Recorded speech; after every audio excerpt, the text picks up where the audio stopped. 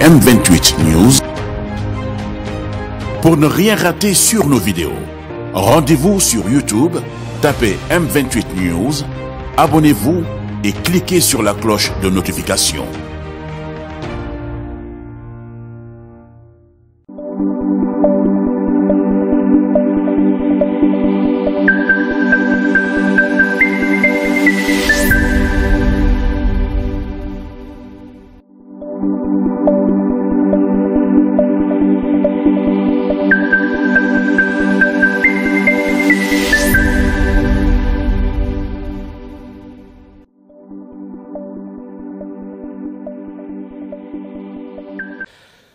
Bismillahirrahmanirrahim wa sallallahu wa sallama ala sayyidina wa maulana Muhammadin wa ala alihi wa sahbihi wa khadimihi wa ummatihi wa sallama tasliman. Bonjour à tous. J'ai le plaisir et l'honneur aujourd'hui de recevoir ici dans la mosquée Massalikul Jinan, inauguré il y a exactement un mois, le 27 septembre 2019, de recevoir un homme, un professeur émérite, un socio-anthropologue français qui a pendant très longtemps influencé à la fois les recherches des Sénégalais sur la confrérie mouride, mais aussi il a influencé beaucoup de chercheurs d'autres pays sur la confrérie mouride. Donc son nom c'est Jean Coppens. Le professeur Jean Coppens qui nous rend visite aujourd'hui est l'auteur de Les Marabouts de l'Arachide. Cet ouvrage qui a fait l'objet d'une publication antérieure et qui a été réédité en 1988 et qui est le résultat de travaux qu'il a commencé dans les années 60 dans le cadre de l'ORSTOM, devenu par la suite Institut de recherche pour le développement. Donc c'est ce monsieur, professeur émérite de sociologie et véritable personnalité française sur les questions religieuses, sur les questions sociales et également sur la confrérie des Mourides que nous recevons aujourd'hui. Bonsoir cher Gay. Je suis très content et heureux d'être ici à Dakar et surtout devant cette mosquée qui est toute nouvelle et qui en quelque sorte symbolise un de mes centres d'intérêt depuis plus de 50 ans, la confrérie mouride du Sénégal. Moi j'ai fait des études africaines et rien ne me prédisposait à m'intéresser à l'islam. Mais quand je suis parti faire ma thèse en 1967, et ça datait déjà depuis un an ou deux, cette préoccupation, tous mes interlocuteurs disaient qu'il y avait une réalité sociale exceptionnelle par la communion et la communauté que représentaient ces fidèles, et surtout par le fait que la confrérie était conçue à l'époque, enfin vue à travers une littérature coloniale ou à peine postcoloniale, comme un organisme de domination et d'exploitation de ses fidèles, donc un objet plutôt maléfique que bénéfique. Et puis j'ai passé 2 ans et demi avec les collègues de l'ORSTOM, Philippe Couty, à travailler dans un petit village à côté de Touba, qui à l'époque était à 12 ou 13 km de la mosquée, et qui aujourd'hui doit être à peine à 2 ou 3 km du panneau indiquant Touba. Et ce village, nous l'avons étudié pendant 2 ans en faisant des enquêtes de travail agricole, des enquêtes d'anthropologie des familles, des commerçants, etc. Et nous avions été très bien accueillis et ce travail ensuite a donné lieu à beaucoup de publications. Et celui qui est la reprise de la thèse s'intitule « Les marabouts de l'arachide » et a eu, je dois l'avouer, un certain succès, non pas forcément de librairie, mais de réputation dans les milieux de chercheurs et même plus largement d'étudiants sénégalais. Alors Jean, ces ouvrages qui s'intitulent « Maintenance sociale et changement économique et social », et changement économique au Sénégal, doctrine économique et pratique du travail chez les Mourides, et cet ouvrage s'appelle Les marabouts de l'arachide, sont des émanations de ce travail de terrain que vous avez réalisé à partir de 1967. Quelle a été votre découverte de l'objet de recherche qu'est la confrérie mouride? Après ça, comment est-ce que vous avez observé l'évolution de cette confrérie à travers le temps et à travers l'espace? Alors, en fait, je n'ai pas découvert l'objet de la confrérie en tant qu'objet scientifique, puisque ma première visite en Afrique en 1965, c'était d'étudier la zone périurbaine d'Abidjan et les effets des migrations de travail dans toutes les plantations autour d'Abidjan. Mais c'était déjà un intérêt pour le travail agricole, qui était dans les années 60 la préoccupation principale, non seulement des pays nouvellement indépendants et de la coopération française, mais aussi des chercheurs de toutes disciplines, géographes, sociologues, anthropologues, etc. Alors plusieurs collègues et mes professeurs m'ont indiqué que la confrérie mouride correspondait parfaitement à ce genre de préoccupation générale et qu'il n'y avait pas beaucoup de travaux et que le Sénégal méritait un détour. Et ma foi, l'arachide qui faisait partie de tous les foyers français, l'huile de Sieur était sur la table de chacun des Français, des ménages français, d'aller voir dans quel cadre social, économique et culturel et religieux se faisait cette activité. Voilà. Alors, les années 60, c'était aussi les années de l'anthropologie économique. Donc, il faut étudier les conditions de travail, les conditions de production, de commercialisation, etc. Et surtout, si on est intéressé par le résultat de cette accumulation, en quelque sorte primitive, de travail, et puis de kilos et de tonnes d'arachides, il fallait étudier les temps de travail.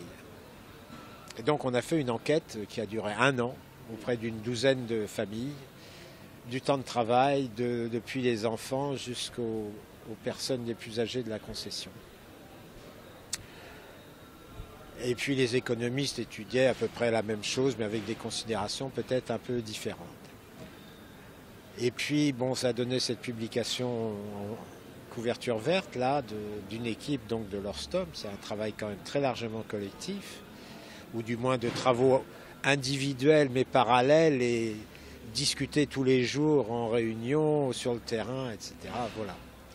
Donc, moi, j'ai fait ma thèse, une thèse individuelle, mais elle est quand même le résultat et a reçu l'aide indirecte de plusieurs chercheurs.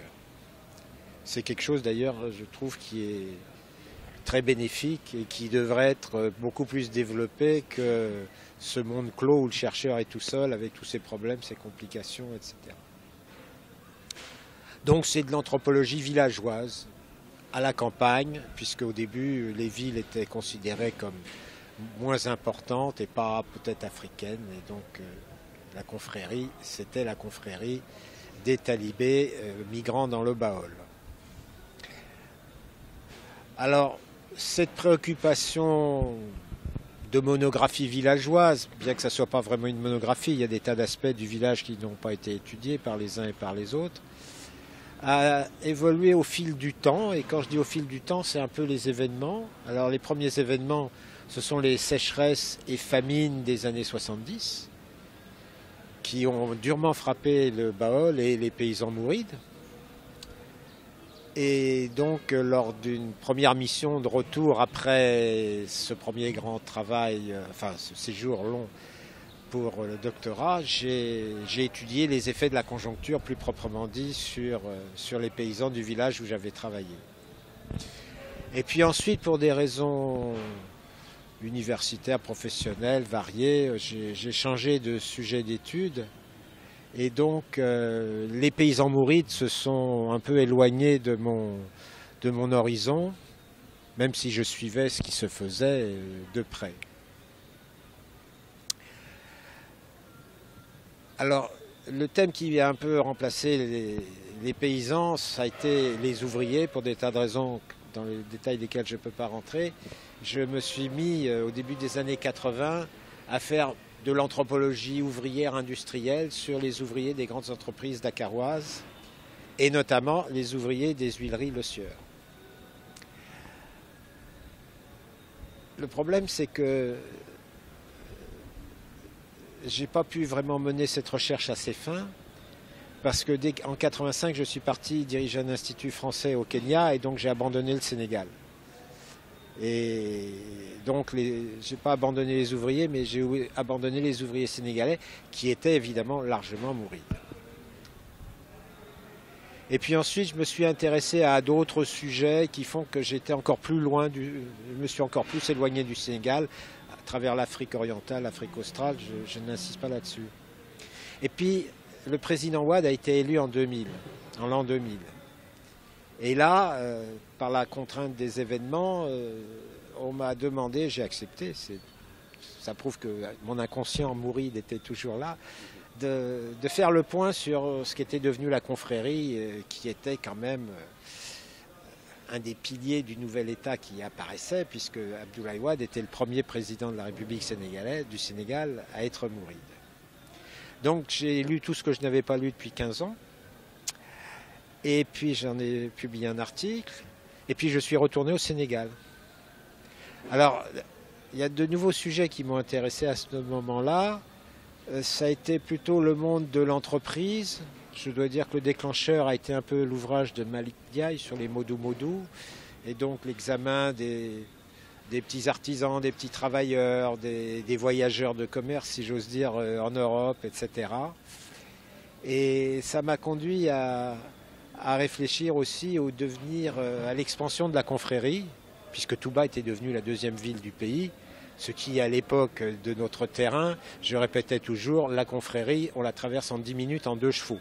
La ville de Touba se traverse en 10 minutes en 2 chevaux. Aujourd'hui, je n'ose dire le temps que ça prendrait. Alors j'ai poursuivi ce genre de préoccupations ponctuelles de temps en temps selon des occasions. Parallèlement, je me suis penché sur, ayant participé de près à l'aventure, disons, de la revue politique africaine, je me suis intéressé plus étroitement au fonctionnement de l'appareil d'État sénégalais et de la confrérie, en confrontant mon point de vue à des hypothèses de collègues qui, eux, avaient été explicitement politistes et travaillaient sur ce sujet. Et puis, dernier point, très sensible, qui m'avait paru décisif dès le début de mes recherches, c'est que ne parlant pas arabe, ne lisant pas l'arabe, n'ayant par paresse et facilité pas vraiment appris le wolof, j'étais quand même un étranger à la confrérie mouride et au fonctionnement de son intimité spirituelle et sociale. Et donc il m'avait toujours semblé nécessaire de mieux comprendre le fonctionnement, alors à l'époque on pouvait dire idéologique, mais aussi théologique, de la spiritualité quotidienne, des rapports des fidèles avec leurs marabouts, des marabouts entre eux, des fidèles entre eux, enfin bon, ce qui pourrait rentrer dans une étude, disons, d'anthropologie de la religion ou d'anthropologie religieuse. Alors au début, lors du terrain, toute l'équipe a été sauvée par le travail de Fernand Dumont sur la pensée religieuse d'Amadou Bamba. Fernand Dumont était un conseiller de Senghor et un officier des affaires musulmanes français, un des derniers, connaissant le Coran, l'arabe et tout, et analysant le premier, dans un livre qui était sa thèse, les différentes facettes de la pensée religieuse et théologique du fondateur de la confrérie. Bon, mais je me suis toujours dit, et d'ailleurs M. Dumont lui-même à l'époque pensait que lui n'était qu'un simple amateur et que derrière lui allaient apparaître plein de chercheurs sénégalais ou français ou européens qui allaient se pencher sur cette question importante. Or, il n'en a rien été. Et je peux dire que 40 ou 50 ans après, on est aussi, je ne dirais pas ignorant, mais aussi peu savant sur cette question quand même décisive d'une grande communauté religieuse d'un pays très connu et dont l'originalité est assez unique puisque la confrérie mouride est proprement sénégalaise, ses adeptes sont sénégalais de par le monde et donc elle mérite un certain respect, j'allais dire, d'études spirituelles.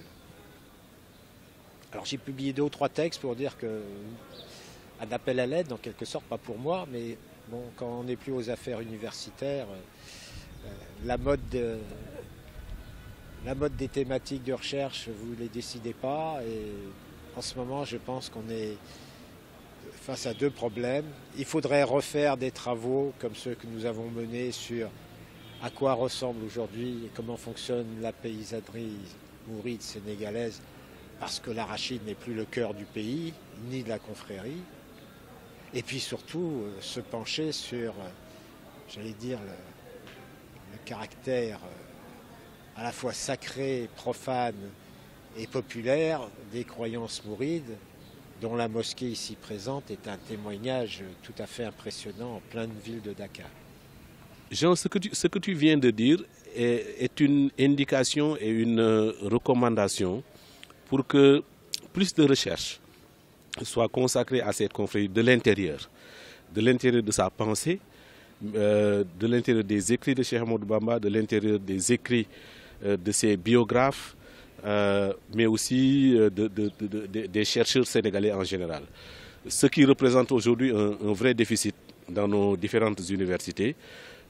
Et moi, je voudrais t'indiquer quand même qu'en dehors de ce que moi-même j'ai fait chez Babou, il y a beaucoup d'autres recherches, notamment sur la pensée de Cheikh Ahmadou Bamba. Je pense notamment à Serigne Abdoul Aziz Mbacké Madialis, qui est son petit-fils, qui a fait un livre sur la pensée politique de Cheikh Ahmadou Bamba. Et il y a beaucoup d'autres chercheurs au Canada, en France, aux États-Unis, en Italie. Dernièrement, j'ai découvert un jeune Italien qui a fait un travail extraordinaire, accompagné d'un film sur la vie quotidienne dans une maison maraboutique. Donc il y a des travaux, mais comme tu le disais, ces travaux n'ont pas la même renommée que celle que nous avons connue à votre époque et ne sont pas très, très marquantes, pas du point de vue de leur qualité, mais du point de vue de leur renommée. Mais aujourd'hui, est-ce que tu pourrais revenir un peu sur l'évolution de cette confrérie, sur son implantation urbaine, son implantation transnationale et cette nouvelle vision que cette confrérie se donne au point d'être dans cet esprit de conquête qui a abouti à Massalikul Jinan. Et peut-être l'autre question sur laquelle, est-ce que tu percevais déjà à l'époque cet esprit de sacrifice, de don de soi qui fait aujourd'hui ce qu'on appelle l'éthique mouride du travail et cette capacité de mobilisation financière exceptionnelle dont tout le monde parle aujourd'hui? Le problème de l'étude de la confrérie, comme n'importe quel objet scientifique, c'est qu'au début on est peu nombreux, on est au chaud entre nous et donc la bibliographie fait 1 page. Puis avec le temps elle fait 2 pages et puis elle se développe même dans des pays qu'on connaît mal. Je me souviens lors d'une thèse sur l'histoire des Ashantis, dans le public de la soutenance, il y avait un chercheur allemand qui est venu me voir en disant « Mais vous ne connaissez pas la thèse de monsieur Untel, qui était un Allemand, qui avait fait une thèse apparemment importante, je ne sais plus sur quel aspect de la confrérie, mais elle était en allemand, et j'ai jamais lu d'article en français ou en anglais de ce chercheur. » Il y a eu aussi une thèse d'un Sénégalais, d'un Italien sur l'évolution de l'islam au Sénégal. apparemment, en dehors du livre, il n'a rien publié. Donc, la diffusion de l'information compte un peu dans la formation des questions que se pose un chercheur. Bon, il peut être un peu paresseux lui-même, mais même si on connaît tous les acteurs, à un moment, on est un peu perdu. Alors, moi, j'avais voulu montrer qu'il y avait des phénomènes de développement de la confrérie qui apparaissaient, puis qui finalement ne se réalisaient pas pleinement. Je pense à deux d'entre eux. Justement, dans les années 70, en étudiant les phénomènes de sécheresse et de famine, j'avais été attiré, grâce à mes connaissances sur le terrain des agents de la SATEC, par la modernisation et le rôle important que jouaient les daras du khalife général de la confrérie. Et c'est une communication, un colloque est en anglais dans une publication renéotée. Effectivement, je ne l'ai jamais traduite en français, donc personne ne l'a jamais lu, enfin, bien que la référence soit connue. J'avais développé l'hypothèse que les daras pouvaient devenir peut-être l'équivalent de grandes propriétés foncières cultivées de manière moderne, puisqu'il y avait un apport de technologie de l'époque, de tracteurs, de semences, d'engrais, tout à fait considérable. Mais à ma connaissance, bon, les problèmes de travail en fait quotidien étaient tels que cette dara vivotait, même si elle avait une ampleur topographique et démographique considérable. Et puis la seconde fois où ça m'est un peu arrivé, c'est lors des réflexions sur l'aspect transnational de la confrérie, Touba devenant le centre du monde, le centre de la confrérie, et j'avais un peu fait l'hypothèse que l'esprit d'entreprise aidant, peut-être que les marabouts, mais d'abord les fidèles à l'étranger, aux États-Unis et en Europe, allaient prendre un peu le dessus par leur dynamisme sur ceux restés au pays. Puis apparemment, il n'en a rien été. Ils ont apporté beaucoup de choses, y compris des financements importants, puisqu'on disait à une époque, dans les années 90, je pense que la poste de Touba ou de Mbaké était la poste qui recevait le plus de mandats de l'étranger. Bon, et puis ce thème de la pensée théologique du fondateur. Alors, il y a eu des travaux sur ces questions.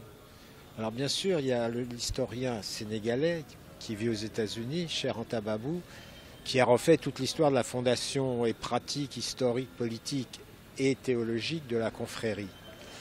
Et Babou est un homme du présent, puisque son deuxième ouvrage qui va paraître l'année prochaine porte sur les migrants mourides à travers l'Afrique, l'Europe et les États-Unis.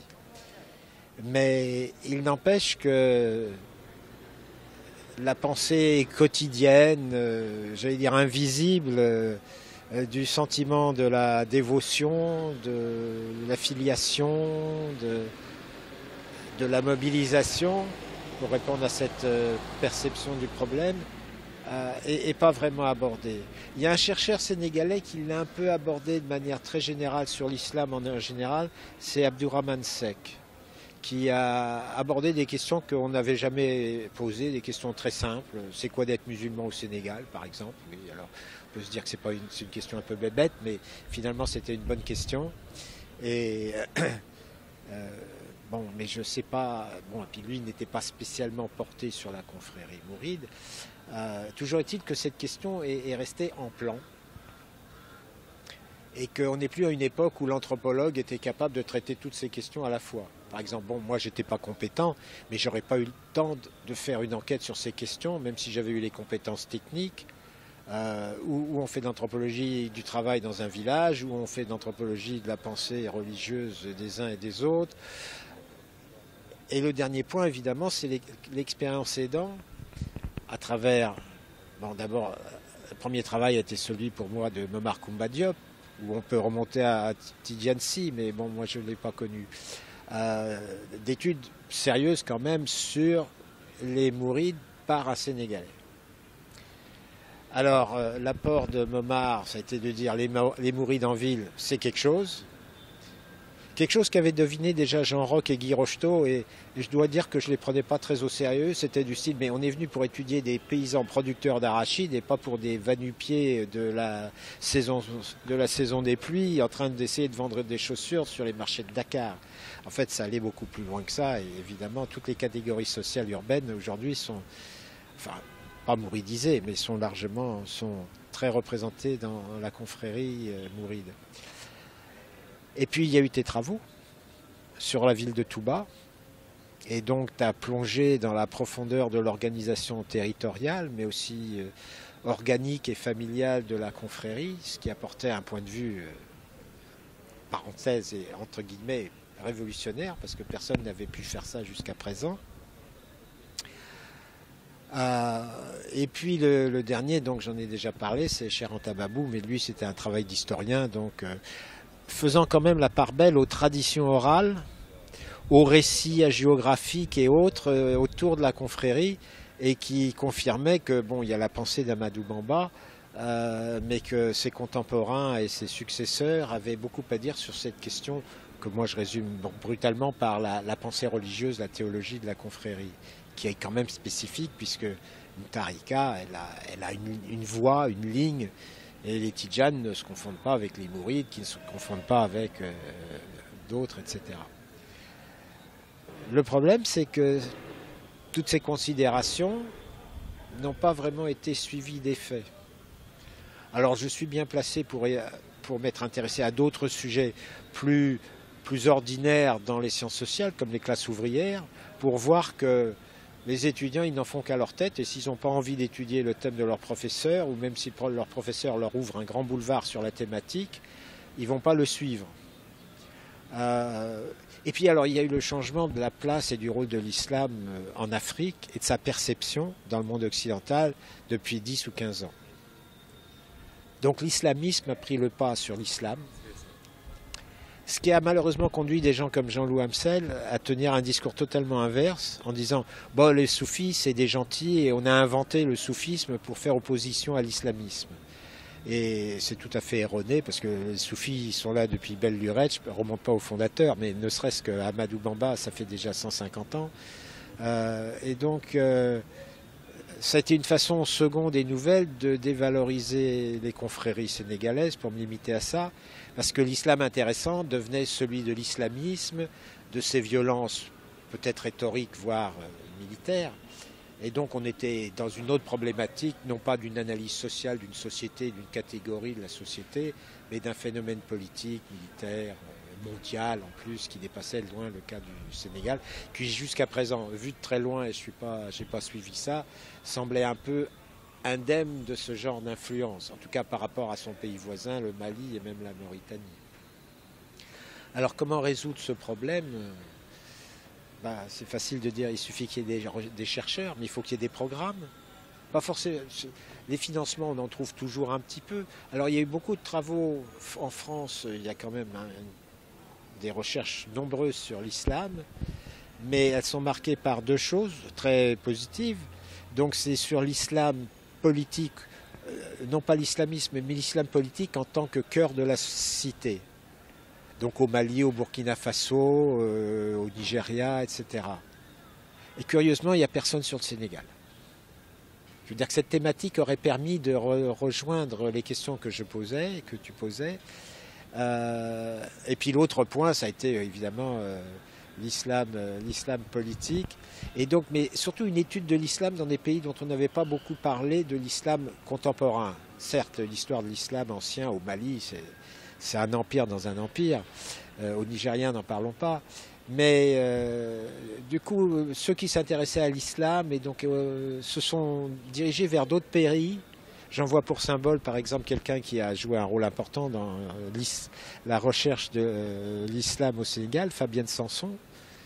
Fabienne Sanson, elle s'est intéressée à d'autres pays et les questions qu'on se pose, elle les avait abordées dans sa thèse parce que les Moustarchidines, c'était finalement une forme innovante de la socialisation musulmane et tout, et elle avait vu des tas de choses qui étaient tout à fait nouvelles. Bon, que les mouvements se soient transformés après en opérations plus politiques et tout, elle a suivi ça à moitié, mais il aurait fallu d'autres chercheurs, et donc finalement on est un peu démunis. Alors le chercheur occidental, il se pose une question quand même, il se dit, bon, l'Afrique est plus à l'ordre du jour dans les sciences sociales, l'islam c'est pas celui-là qui intéresse les bailleurs de fonds, etc. Mais qu'en est-il des chercheurs sénégalais ? Alors j'ai mentionné des tas de chercheurs sénégalais, mais je dirais ils sont de la génération précédente. Donc la question c'est où est la génération actuelle? Elle existe peut-être, hein, mais les mémoires de maîtrise, même s'ils sont excellents, ils n'arrivent pas dans le 6e arrondissement. Hein, et donc on n'est pas au courant. Et je n'ai pas reçu de working paper pour qu'on me demande mon avis autorisé ou non sur la question. Et alors j'ai vécu le même phénomène avec les classes ouvrières, ça a été même plus rapide, hein, parce que l'étude des classes ouvrières c'était lié à l'étude des mouvements révolutionnaires en Afrique, ça a duré 20 ans. En France, il n'y a plus non plus de mouvements révolutionnaires, donc l'intérêt pour les mouvements révolutionnaires en Afrique venait aussi du fait de la mobilisation syndicale, ouvriériste, politique, d'extrême gauche, etc. Et la chute du mur, pour prendre un symbole, c'est pas la cause, mais a fait en sorte que finalement l'intérêt pour le monde du travail industriel ouvrier, brutalisé par les ajustements structurels aussi, et surtout par la migration de travail vers l'Europe. Et donc le thème aujourd'hui qui domine l'ensemble de la recherche, pour rester dans cette thématique, en dehors de la santé, c'est... je disais que donc travailler sur les classes ouvrières et vu les changements de la situation mondiale, française, politique et tout, l'intérêt idéologique mais aussi l'intérêt scientifique pour cette catégorie sociale a diminué ou disparu, et les ajustements structurels en déstructurant, en défaisant une bonne partie de la première industrialisation en Afrique a contribué à la chose. Alors aujourd'hui, l'entreprise se porte plutôt bien en Afrique, il y a plus d'investissements privés, etc. Mais tous les travaux sur le secteur informel sont passés par là, donc la problématique de l'ouvrier, syndicat, contestataire, c'est la même chose en France et en Europe, on n'étudie plus ces catégories sociales. Et puis ce qui a pris le dessus, c'est la migration des travailleurs. Et la migration des travailleurs, alors m'a rendu assez fâché, je le dis, parce que c'est un phénomène important qu'on hypostase complètement en Occident. Hein. Je veux dire, les hordes de migrants, c'est quand même dans les dizaines ou centaines de milliers, c'est pas les millions. Hein. En tout cas, en Europe, c'est pas le Mexique et les États-Unis. Et le problème, c'est qu'on n'étudie plus les gens dans leurs conditions de travail. Donc, les paysans comme travailleurs, les ouvriers comme travailleurs, les entrepreneurs auxquels je me suis intéressé, les entrepreneurs en tant que travailleurs du capital ou du clientélisme ou Dieu sait quoi, mais en tant qu'acteurs de la vie économique, les migrants, ils cherchent à s'insérer quelque part dans quelque chose pour s'en sortir. C'est le grand malheur du monde. Mais du coup, on n'étudie plus de lieux de production, de systèmes de production. Je ne fais pas des grandes théories, là. C'est simplement une économie villageoise, une entreprise qui fabrique des bassines en plastique, un entrepreneur qui fabrique des fauteuils pour la présidence de la République. Ça a une matérialité qui existe. Des migrants qui ont mis 5-10 ans à venir jusqu'à nous en Europe et qui vivent de bouts de chandelle, c'est un objet scientifique tout à fait respectueux. Mais ça nous apprend peu de choses, sinon que ça ne se passe pas très bien dans les lieux d'origine. Mais dans l'ensemble des études sur la migration, l'étude des villages de départ ou des villes de départ, c'est un aspect des recherches, mais à mon avis pas assez poussé. Et alors bien sûr là-dedans, les Mourides sont une catégorie parmi d'autres. Hein. Au début, on étudiait Gérard Salem qui a lancé de la brousse au boulmiche, qui a lancé les recherches il y a 30 ans. Aujourd'hui, on a dépassé ce genre de questionnement. Et donc les Mourides ne sont plus tout seuls. Alors, il y a des travaux sur les Mourides en Europe, en Italie, etc. Cheranta Babou a utilisé une somme considérable de travaux déjà disponibles pour ses propres recherches, plus celles qu'il mène sur les Mourides aux États-Unis. Alors là, ça dépend de l'orientation du chercheur, s'il arrive à analyser le milieu de travail ou si c'est simplement la communauté mouride, etc. Mais il est certain que ces chercheurs occidentaux auraient besoin non pas du soutien, mais auraient simplement besoin d'avoir des collègues, des collaborateurs sur un pied d'égalité d'origine africaine et notamment sénégalaise. Alors l'un de ces jeunes justement chercheurs me disait la dernière fois à Naples que ça y est, les grandes thèses ont été faites par Jean Coppens et par les autres, et puis eux ils sont en train de faire les petites thèses. Donc entrer dans les maisons, entrer dans les familles, aller voir ce qui s'y passe, comment le marabout encadre ces talibés, comment les jeunes talibés vivent ça. Voilà, il y a aussi énormément de travaux qui ne sont pas assez connus. Mais peut-être je vais vous donner l'occasion de conclure et de conclure cette émission. Nous sommes très heureux de vous avoir reçu et d'avoir eu cette discussion. Aujourd'hui, Dakar accueille l'une des mosquées, ou peut-être la mosquée la plus grande d'Afrique subsaharienne, avec donc cette mosquée Massalikul Jinan, qui représente un investissement de 35,7 millions d'euros, plus de 22 milliards, avec donc une symbolique très importante d'une confrérie qui est arrivée à Dakar il y a quelques années et qui aujourd'hui construit sans doute le monument religieux le plus important du pays. Qu'est-ce que ça vous inspire comme remarque? Cette mosquée, en dehors de tous les symboles et la beauté du bâtiment, marque, bien sûr, au sens le plus ordinaire du terme, le fait que la confrérie vit toujours et même vit bien à tous les sens du terme, puisqu'elle a les ressources et les fidèles qui l'accompagnent et qui la font vivre.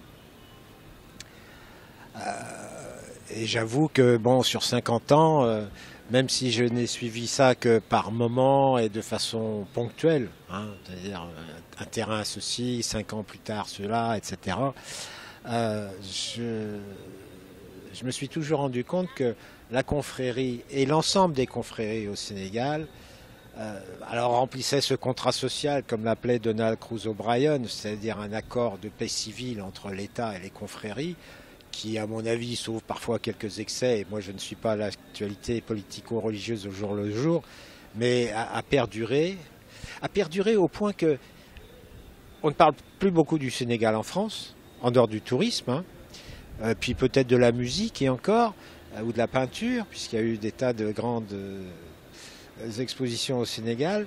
Et du coup, on voit qu'un pays tranquille, hein, c'est la fameuse histoire des trains qui arrivent à l'heure, on n'en parle jamais, mais moi je suis désolé, par rapport au monde africain tel qu'il est, le Sénégal, dans sa tranquillité politique, même s'il y a toutes les turpitudes possibles au sommet de l'État et les dysfonctionnements ordinaires de la base, mais la France n'a plus de leçons à donner après l'année 2018, alors arrêtons-nous là. On voit que les confréries ont joué le jeu pour elles, bien sûr, d'abord, pour leurs fidèles, pour elles-mêmes, pour leur réputation, pour le rôle national et peut-être international de certains marabouts. Mais enfin, bon, c'est aussi la construction nationale. Alors c'était une hypothèse que Dozon avait développée, que finalement l'État moderne c'était un peu la confrérie. Moi je crois que c'est un peu exagéré, je crois que la confrérie a ses propres centres d'intérêt. Elle ne construit pas un État parallèle, elle ne mime pas l'État central, elle reste un complément ou un collaborateur. Il y a un peu deux voies parallèles sur lesquelles, disons, l'élite bureaucratique, largement mouride d'ailleurs, et puis les fidèles de la confrérie naviguent de concert, comme on dit. Le problème, c'est que ce modèle politique, il devrait être aussi étudié en tant que tel. Alors, il y a 30 ou 40 ans, il y avait un chercheur d'origine hollandaise, mais qui a fait ses études à Paris avec Ballandier, qui était un de mes grands amis, qui s'appelle Robert Boutenhaus, qui est devenu il a fait sa thèse sur les Mau Mau du Kenya, et ensuite il a travaillé sur le Frolina du Tchad pendant 20 ans. Mais à un moment, il a voulu se réorienter vers un sujet plus tranquille. Le Tchad était en guerre civile, mais par rapport à aujourd'hui, c'était vraiment tranquille. Et Robert, qui avait vécu au Sénégal, voulait y revenir pour étudier la vie politique du jour le jour. Hein, c'est quoi voter au Sénégal? C'est quoi un homme politique? Comment on fait des meetings? Enfin bon, pas le revers, mais le côté plus optimiste finalement d'une vie politique où il y a des grandes figures glamour qui occupent la scène. Puis finalement, il n'est pas allé au Sénégal. Personne à politique africaine n'a pris sa place pour faire ce genre de recherche. Et on est toujours en manque d'éclaircissement sur cette situation d'un des États les plus démocratiques du continent africain, avec une généalogie politique. Alors, je connais les critiques des chercheurs sénégalais et de la population sénégalaise et de moi-même, mais qui depuis Senghor jusqu'à Macky Sall occupe l'attention. Et donc la confrérie reste au centre de tout cela. On ne peut pas comprendre le Sénégal sans la confrérie, mais la confrérie sans le Sénégal, elle n'existe pas non plus. Merci beaucoup de m'avoir invité à causer avec toi et à bientôt. Donc nous vous remercions.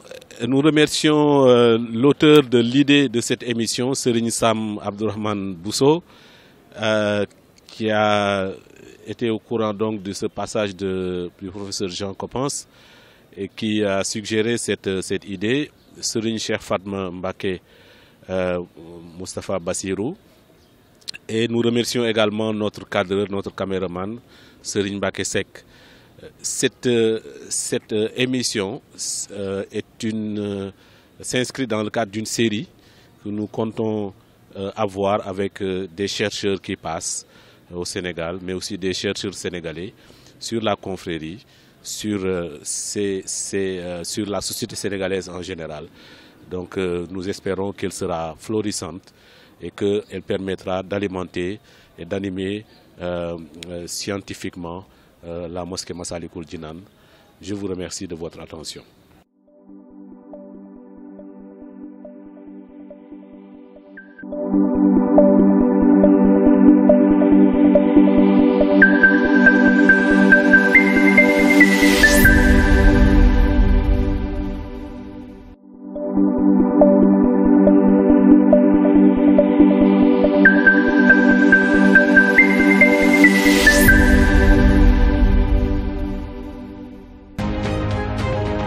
M28 News. Pour ne rien rater sur nos vidéos, rendez-vous sur YouTube, tapez M28 News, abonnez-vous et cliquez sur la cloche de notification.